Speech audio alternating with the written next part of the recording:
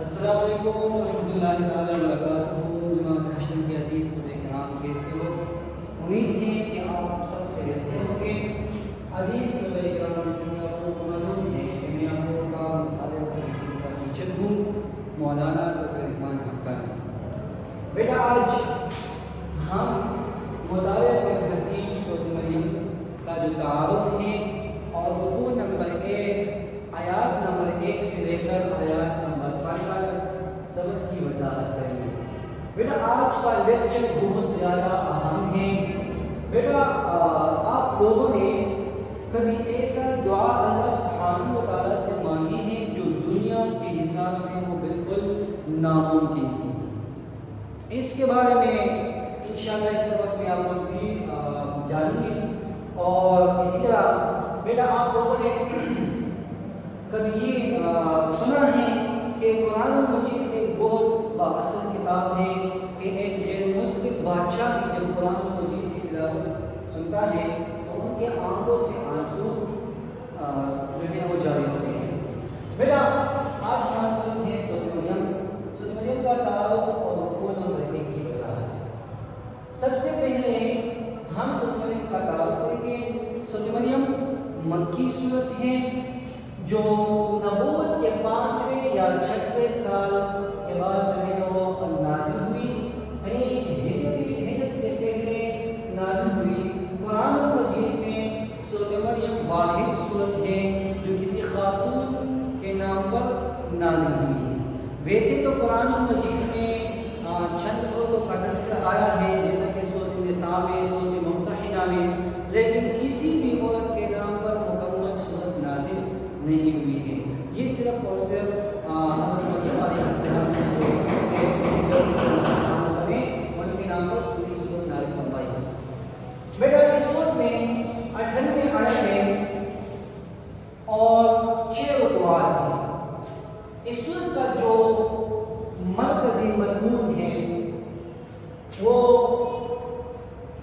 ایمانیات ثلاثہ اس سورت کا مرکزی مضمون ہے۔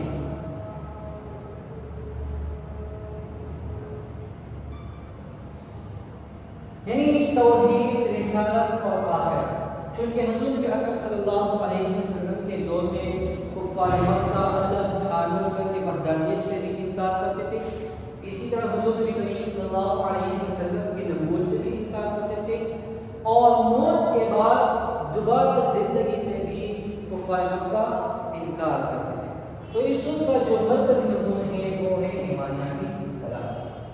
اس سورت کا جو شان نزول ہے وہ کچھ اس طرح ہے کہ بیٹا یہ سورت چونکہ ہند حبشہ سے پہلے نازل ہوئی ہے۔ یہ وہ دور تھا کہ جب کفار مکہ نے صحابہ کرام رضی اللہ تعالیٰ عنہم اجمعین کو تشدد کا نشانہ بنایا تھا، اور ان کی جو عرصہ حیات تھی وہ صحابہ کرام رضی اللہ تعالیٰ عنہم پر تنگ کیا تھا، یعنی بہت زیادہ اذیتیں اور تکالیف جو ہے نا صحابہ کرام رضی اللہ تعالیٰ عنہم کو پہنچاتے تھے کفار مکہ۔ تو حضور اکرم صلی اللہ علیہ وسلم نے صحابہ رضی اللہ تعالیٰ عنہم اجمعین کو حکم کیا کہ آپ لوگ حبشہ کی طرف جو ہے نا ہجرت، وہاں پر جب صحابہ کرام رضی اللہ تعالیٰ عنہم اجمعین نے حبشہ ہجرت کی تو وہاں پر ایک بادشاہ رہتا تھا، نجاشی بادشاہ، جو اصل میں یہ عیسائی تھا۔ تو نجاشی بادشاہ نے مسلمانوں سے حضرت عیسیٰ علیہ السلام کے بارے میں سوالات کیے، ان سے عیسیٰ علیہ السلام کے بارے میں پوچھا۔ تو ان صحابہ کرام رضی اللہ تعالیٰ عنہم اجمعین میں ایک صحابی ہے جن کا نام ہے جعفر طیار رضی اللہ تعالیٰ عنہ۔ ان جعفر طیار رضی اللہ تعالیٰ عنہ نے سورۃ مریم کی تلاوت فرمائی۔ جب نجاشی بادشاہ نے سورۃ مریم کی تلاوت سنا تو ان کے آنکھوں سے آنسو بہنے لگا، اور انہوں نے ایک جملہ کہا کہ انجیل اور یہ قرآن مجید دونوں ایک ہی چراغ سے نکلے ہیں، یعنی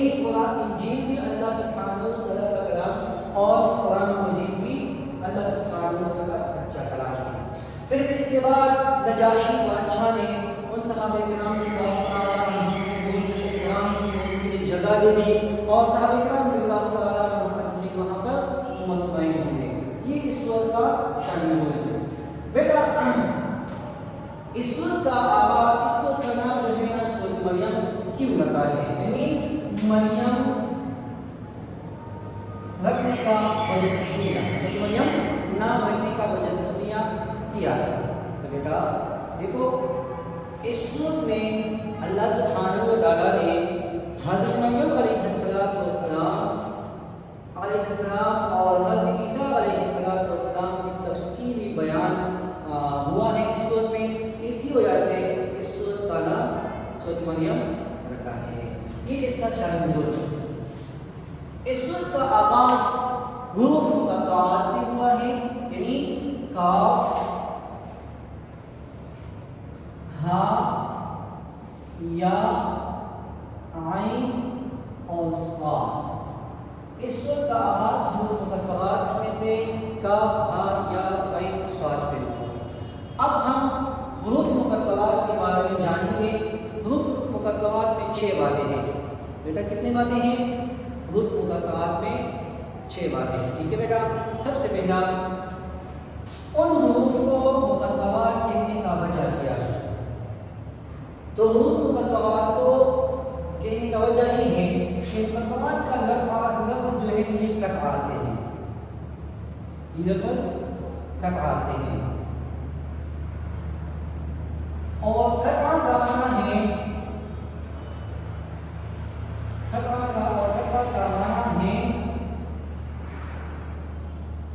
ٹکڑا یا الگ کرنا.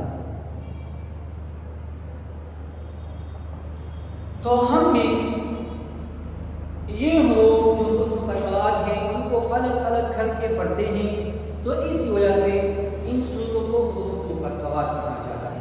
یعنی کاف، ہا، یا، عین، صاد ہم نے الگ الگ کر کے پڑھا نا، تو اس وجہ سے ان حروف کو حروف مقطعات کہا جاتا ہے. ان میں دوسرا سوال ہے کہ ان حروف مقطعات کا معنی کیا ہے؟ تو حروف مقطعات کا معنی مفسرین فرماتے ہیں کہ یہ اللہ تعالی اور اس کے رسول صلی اللہ علیہ وسلم کے درمیان اعتراض ہے.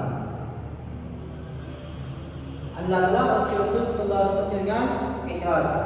یا دوسرا بیان ابن عباس رضی اللہ تعالیٰ عنہ نے کیا ہے کہ اللہ اعلم بمرادہ.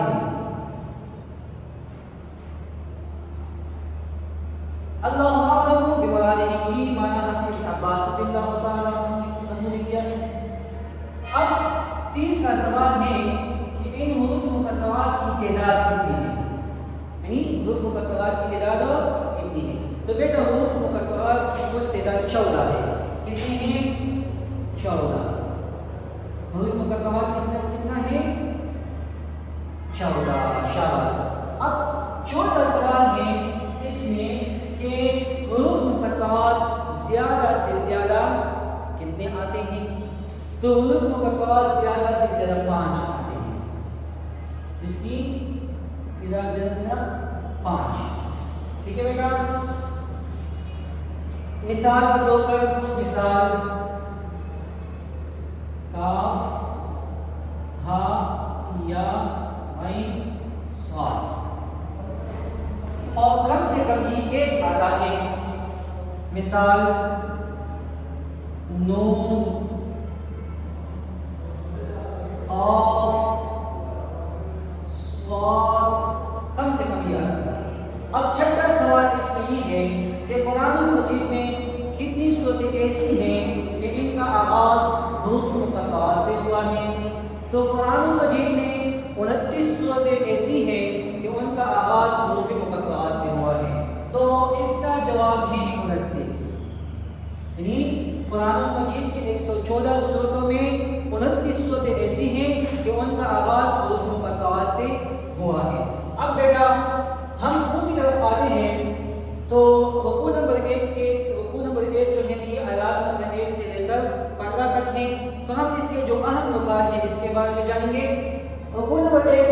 آیات نمبر 1 سے لے کر 6 تک حضرت زکریا علیہ السلام کی دعا کا طریقہ بیان ہوا ہے. ٹھیک ہے. اب ہم کتاب کی طرف آتے ہیں اور کتاب میں ہم پڑھتے ہیں. رکوع نمبر 1 کی آیات سنیں، تلاوت سنیں بیٹا. آیات نمبر 1 ہے کاف ہا یا غین صاد ذکر رحمت ربک عبدہ زکریا، یعنی یہ آپ کے رب کی رحمت فرمانے کا ذکر ہے اپنے بندے زکریا علیہ السلام پر. اذ نادى ربه نداء خفیا، جب انہوں نے اپنے رب کو آہستہ آواز سے پکارا. قال رب انی وهن العظم منی واشتعل الرأس شیبا، انہوں نے عرض کیا اے میرے رب بے شک میری ہڈیاں کمزور ہو گئی اور بڑھاپے کی وجہ سے سر شعلے کی طرح چمکنے لگا. وَلَمْ أَكُنْ بِدُعَائِكَ رَبِّ شَقِيًّا، اور اے میرے رب میں تجھ سے مانگ کر کبھی محروم نہیں رہا. وَإِنِّي خِفْتُ الْمَوَالِيَ مِنْ وَرَائِي، اور بے شک مجھے اپنے بعد اپنے رشتہ داروں کے دین سے دور ہونے کا خوف ہے. وَكَانَتِ امْرَأَتِي عَاقِرًا، اور میری بیوی بانجھ ہے. تو مجھے اپنے پاس سے ایک وارث عطا فرما جو میرا وارث بنے اور اولاد یعقوب علیہ السلام کا وارث بنے. اب انسان آیات کچھ وضاحت ہے، مختصر سا وضاحت یہ ہے کہ اس میں ایک جو ہے نا زکریا علیہ السلام کی دعا کا طریقہ پکارنے کا انداز ہے. تو زکریا علیہ السلام نے نداء خفیہ کے ذریعے سے آہستہ آواز سے اللہ سبحانہ وتعالیٰ کو پکارا اور دعا مانگی. پھر عاجزی کے ساتھ کہ اے اللہ میرا سر جو ہے نا شعلے کی طرح چمکنے لگا، یعنی میں بوڑھا ہوا اور میری ہڈیاں کمزور ہو گئے اور میری بیوی جو ہے نا وہ بانجھ ہے. اے اللہ مجھے اولاد عطا فرما. ٹھیک ہے بیٹا. جب مریم علیہ السلام کے حجرے میں زکریا علیہ السلام نے بے موسم پھل دیکھا تو زکریا علیہ السلام نے سوچا کہ اللہ سبحانہ و تعالیٰ جب حضرت مریم علیہ السلام کو بے موسم پھل دے سکتا ہے تو وہ مجھے 90 سال اس بڑھاپے کی عمر میں اولاد بھی دے سکتا ہے. تو حضرت زکریا علیہ السلام کے دل میں اولاد کا خواہش پیدا ہوا. حضرت زکریا علیہ السلام نے اللہ سے دعا مانگا اور اللہ سبحانہ نے ان کی دعا قبول فرمائی. اب بیٹا دعا کا مقصد کیا تھا؟ تو دعا کا مقصد یہ نہیں تھا کہ مجھے دنیا میں مال و دولت حاصل ہو جائے، بلکہ دعا کا مقصد وہ یہ تھا کہ یہ میرا وارث میرا اولاد دین کی تبلیغ کرے تاکہ میرے مرنے کے بعد یہ میرا خاندان والا یہ لوگ جو ہے نا یہ بے دین نہ ہو جائے. ٹھیک ہے بیٹا. تو اس دعا کا مقصد یہی تھا. اب آیات نمبر 7 سے لے کر 11 تک اللہ تعالیٰ کی قدرت اور دعا کی قبولیت کا ذکر ہے. یعنی جب زکریا علیہ السلام نے دعا مانگا تو اللہ سبحانہ و تعالیٰ نے ان کی دعا کو قبول فرمایا. دیکھو بیٹا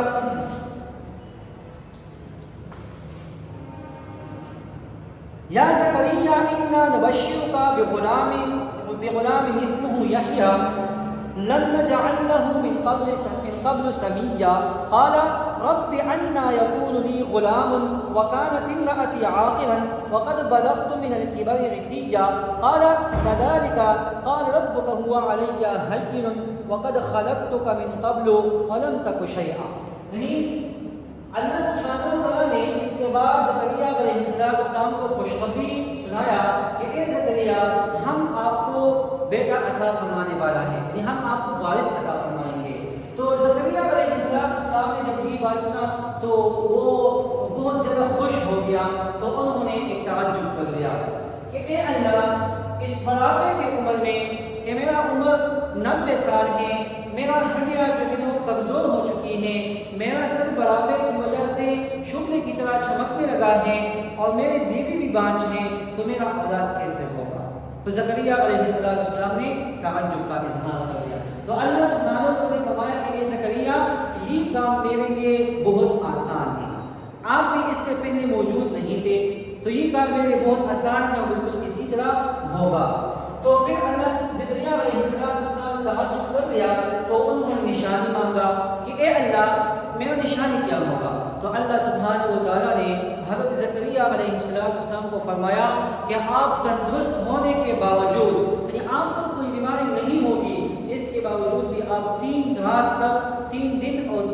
تک کسی کے ساتھ کلام نہیں کریں گے، یعنی اشاروں کے ذریعے سے آپ لوگوں کے ساتھ اپنا بات چیت کریں گے۔ تو زکریا علیہ السلام نے بالکل اسی طرح کر دیا۔ پھر اللہ سبحانہ و تعالیٰ نے حضرت زکریا علیہ السلام کو بیٹا عطا فرمایا، ٹھیک ہے، اور ان کا نام حضرت یحییٰ علیہ السلام رکھا۔ پھر آیات نمبر 12 سے لے کر آیات نمبر 15 تک حضرت زکریا علیہ السلام کے اعلیٰ صفات کا ذکر ہے۔ یحییٰ علیہ السلام، حضرت یحییٰ علیہ السلام کو اللہ نے جو صفات عطا فرمائے ہیں ان کا تذکرہ ہے، یہ کل 5 صفات ہیں۔ دیکھو، یا یحییٰ خذ الکتاب بقوہ، یعنی اے یحییٰ کتاب تورات کو مضبوطی سے تام۔ یہ واحد بچہ ہے کہ اللہ سبحانہ و تعالیٰ نے بالکل پیدائش کے وقت بچپن میں ان کو تورات کا علم عطا فرمایا۔ پھر فرمایا وَآتَيْنَاهُ الْحُكْمَ صَبِيًّا، اور ہم نے انہیں بچپن ہی میں حکمت و نبوت عطا فرمائی۔ یہ واحد بچہ ہے کہ اللہ سبحانہ و تعالیٰ نے ان کو بچپن میں نبوت عطا فرمائی، ورنہ اللہ کا قانون یہ ہے کہ ہر نبی کو 40 سال کی عمر میں نبوت عطا فرماتا ہے۔ یہ حضرت یحییٰ علیہ السلام کی صفت ہیں۔ وَحَنَانًا مِن لَدُنَّا وَزَكَاةً، اور اپنی طرف سے نرم دلی اور پاکیزگی عطا فرمائی۔ یہ حضرت زکریا علیہ السلام کی دوسری صفت ہے کہ اللہ سبحانہ و تعالیٰ نے بالکل بچپن ہی میں ان کے دل میں رحم دلی والا صفت جو ہے نا وہ پیدا فرمایا۔ وَكَانَ تَقِيًّا، اور وہ بڑے پرہیزگار تھے، یعنی زکریا علیہ السلام متقی تھے۔ وَبَرًّا بِوَالِدَيْهِ، اور حضرت زکریا علیہ السلام کی چوتھی صفت یہ ہے کہ اپنے والدین سے نیک سلوک کرنے والے تھے۔ وَلَمْ يَكُنْ جَبَّارًا عَصِيًّا، اور وہ سرکش و نافرمان نہ تھے۔ اور یہاں پر حضرت زکریا علیہ السلام پر اللہ سبحانہ و تعالیٰ نے 3 بار سلام کہا ہے اور ان کا تذکرہ ہے کہ وَسَلَامٌ عَلَيْهِ يَوْمَ وُلِدَ، اور سلام ہو ان یحییٰ علیہ السلام پر جس دن وہ پیدا ہوئے، یعنی یحییٰ علیہ السلام کے پیدائش پر بھی اللہ نے ان کو سلام کہا ہے، سلامتی کہا ہے۔ وَيَوْمَ يَمُوتُ، اور سلام ہو جس دن وہ وفات پائیں گے۔ وَيَوْمَ يُبْعَثُ حَيًّا، اور جس دن وہ زندہ کر کے اٹھائے جائیں گے، یعنی موت کے بعد بھی ان پر سلام ہوگا۔ بیٹا یہ تھا آج ہمارا لیکچر سورۃ مریم رکوع نمبر 1 آیات نمبر 1 سے لے کر 15 تک۔ انشاءاللہ ہم اللہ سے امید کرتے ہیں کہ آپ سارے اس پر سمجھے ہوں گے۔ پھر بھی اگر کسی کا سوال ہو تو لازمی آپ لوگ کمنٹ میں اپنا سوال لکھیں، یا جہاں آپ نہیں سمجھے تو آپ واٹس ایپ پر بھی رابطہ کر سکتے ہیں، اور ویڈیو کے دوران بھی آپ جو ہے نا جب ہم آن لائن کلاس لیں گے اسی وقت بھی آپ سوال کر سکتے ہیں۔ انشاءاللہ نیکسٹ ویڈیو میں ملاقات